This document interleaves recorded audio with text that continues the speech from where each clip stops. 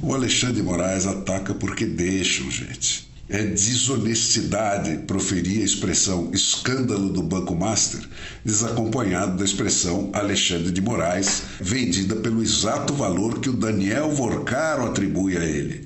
A única coisa que mantém esse Supremo Tribunal Federal doente que está destruindo o Brasil é a farsa da trama golpista, que é uma obra eminentemente pessoal do Alexandre de Moraes.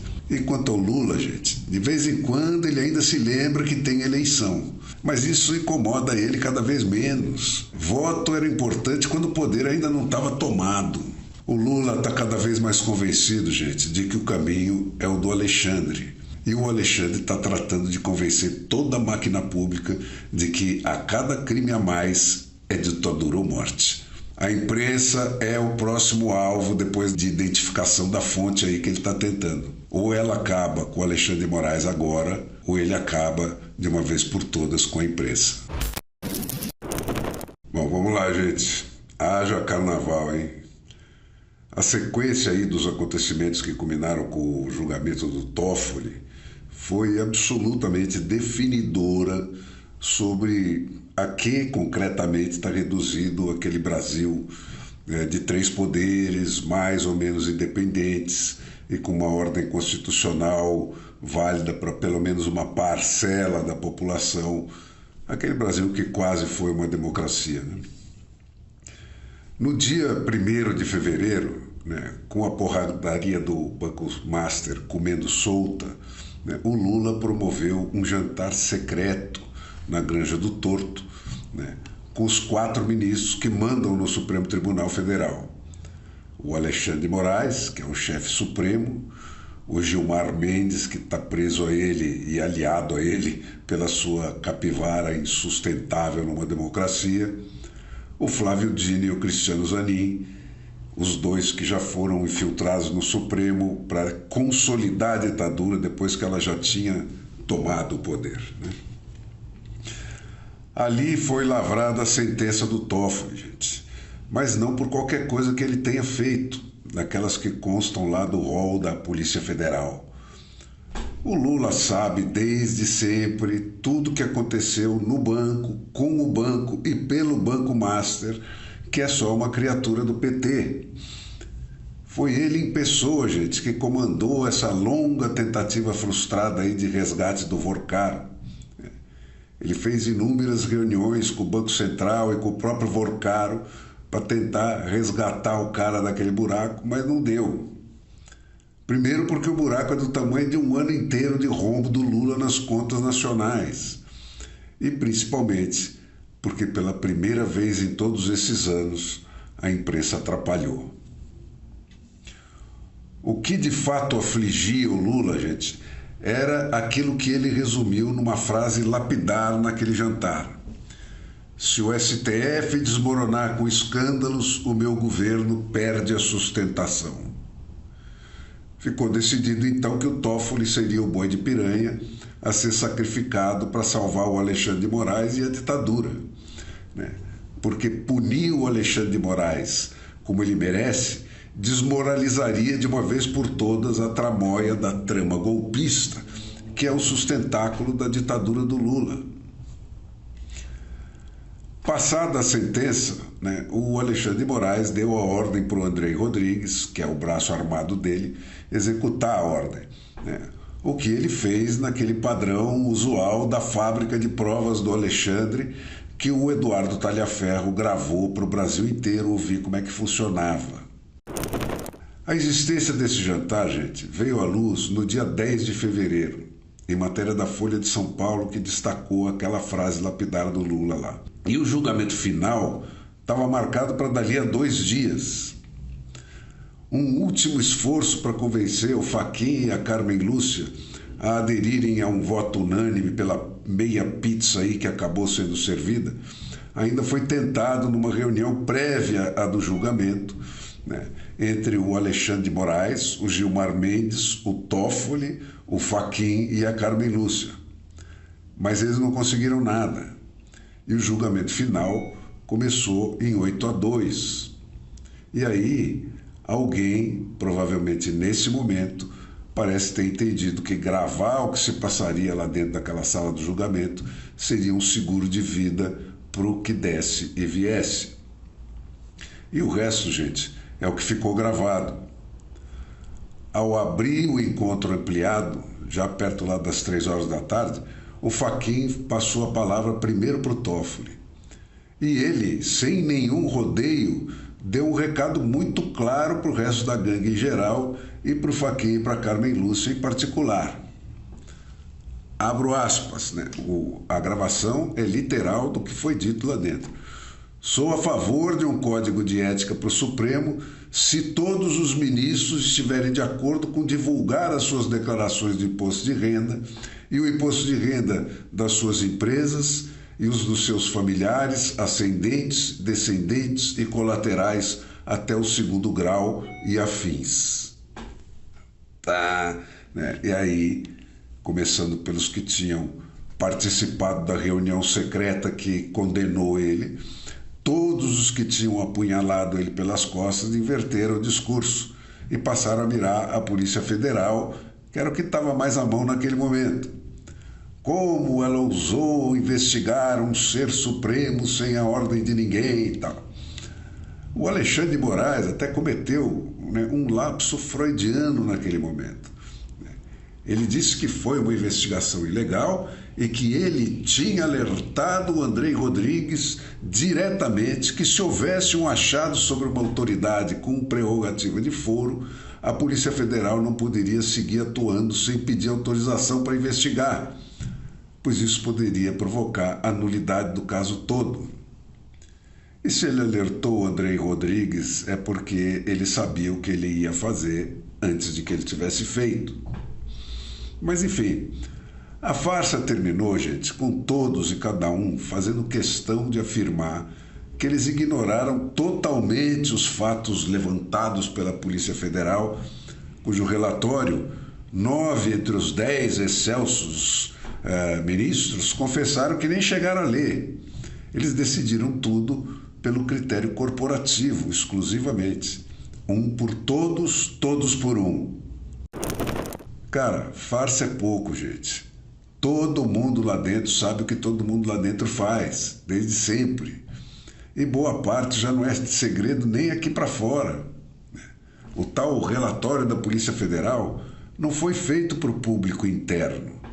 O Sherlock Holmes, se migrasse para o Brasil, estaria desempregado. Aquele relatório foi feito para os otários aqui de fora. Agora, o Moraes vai à caça dos vazadores. Sangue nos olhos. Que nada, gente. Omertá é a expressão correta. O cara é absolutamente frio. A escola dele é a versão Nutella do crime organizado, né? Onde ele passou anos e anos defendendo empresas do PCC. E essa regra é a seguinte: falou, morre, trucidado na rua, ainda que não fisicamente por enquanto, que é para todo mundo ver.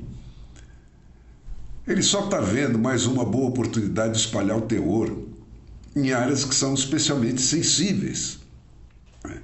O ataque à Receita Federal e ao COAF não é uma vingança pelo que ficou para trás. É antecipação de movimentos obviamente esperáveis, né? Depois do que se ficou sabendo a partir do primeiro time do gesto aí de reação da imprensa. É a sinalização de que esses 129 milhões aí do Vorcaro são só a ponta do iceberg. Mas quem der provas disso, morre, né? Esse rugido, gente, é para ser ouvido nas redações também. Os dados colhidos pela Malu Gaspar estão registrados até em cartórios. Ela pode ter obtido isso em qualquer lugar. Mas, levantada a lebre e diante do silêncio relativo aí da imprensa para preservar o herói da democracia lulista, é bom prevenir.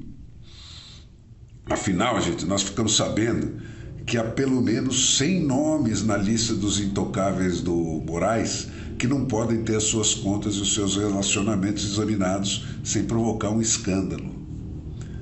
E ele mesmo está careca de saber que os acessos aos dados de contribuintes, né, que incorrerem aí nos parâmetros de inconsistência patrimonial da Receita Federal e do COAF, né, não constitui quebra de sigilo e faz parte da rotina de trabalho, né, dos auditores fiscais da Receita Federal.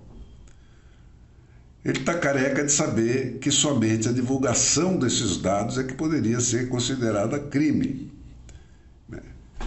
E ninguém sabe se... Bom, todo servidor acusado de ter feito um desses acessos, né, porque cai naquele parâmetro definido pela Receita Federal e pelo COAF, né, deve ter o seu direito de contraditório e a ampla defesa, porque é da função deles fazer isso, com cada nome que cai naquele filtro. Mas com Moraes, gente, não vale a Constituição, nem a Declaração Universal dos Direitos Humanos. Ele não só autorizou a operação de busca e apreensão contra 3 funcionários da Receita Federal e um do SERPRO, né, que tem acessos registrados a esses dados, como condenou os 4 sumariamente a afastamento cautelar das funções públicas, quebra do sigilo telemático e fiscal, proibição de entrada nos prédios da Receita Federal e do SERPRO, proibição de se ausentar da comarca, recolhimento domiciliar no período noturno e nos finais de semana, tornozeleira eletrônica, proibição de se ausentar do país, cancelamento de todos os passaportes e determinação de impedimento migratório. Quer dizer, gente, os 4 que ele pegou para Cristo aí dentro das hostes do sistema, né, são os equivalentes dos mais de 1000 que ele pegou aqui fora para esse mesmo efeito. Tudo sem nem julgamento e nem sequer acusação. O que ele está fazendo, gente, é o de sempre, quebrando mais barreiras de contenção democráticas, né, saltando etapas, usurpando poderes, anulando instituições, estabelecendo novos precedentes, né, e tocando terror. Não foi o custo em votos do tiroteio sobre o Supremo Tribunal e os seus ministros assalariados do Vorcaro lá que moveu o Lula para reagir, gente. Foi o medo de que o Supremo Tribunal Federal desmoronasse de podre e o seu governo, que já não se apoia em nada que a lei prescreva, perdesse a sustentação, como ele mesmo confessou. A imprensa, com um único gesto de honra à sua missão, trouxe as coisas para esse limite. Mas continua tratando o Alexandre de Moraes melhor do que tratou o Zé Antônio Dias Toffoli. E é isso que pôs esse sangue nos olhos dele. O Alexandre de Moraes ataca porque deixam, gente.